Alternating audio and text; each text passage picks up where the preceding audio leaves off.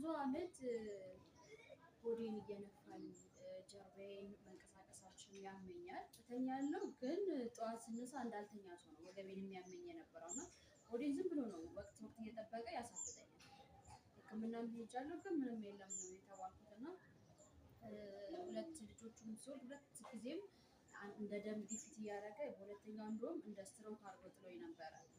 ስትሮክ መጥቶኝ ነበር በግራ በኩል እና እኔ ከዛ በኋላ ብዙም ያው የዘልማድ ክርስትና ነው የነበረኝ።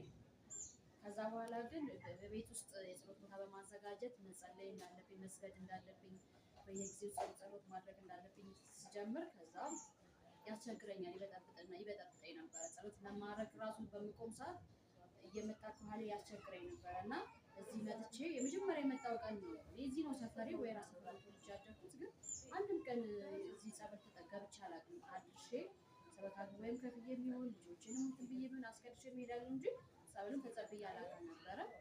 የመጀመሪያ የገባው ቀን ነው መንፈሱ የተያዘልኝ እና አሁን እግዚአብሔር ይመስገን የተወሰነ ተሸኝቶልኛል። የሚቀር ያለ ይመስለኛል። እሱንም ደግሞ እግዚአብሔር እንደሚገላግለኝ ስለማምን በጸሎታችሁ አግዙኝ እና አሁን ላይ የሚያስፈልገው የሰው ልጅ ዘልማድ ነጠላ የለበስን ቤተክርስቲያን መመላለሱ ብቻ ማስቀደሱ ብቻ ዋጋ ሳይሆን በየጊዜው አንድ ሰው እየተንበረከከ እግዚአብሔርንም እያመሰገነ እንደገና ደግሞ ኃጢአተኛ ነኝም እያለ መጸለይ እንዳለበት ነው የተረዳሁት። እኔ እንደዛ በማድረጌም ነው ነፃ የወጣሁት። በሕክምና ምንድን ነው ተብሎ ነበር በሽታሽ?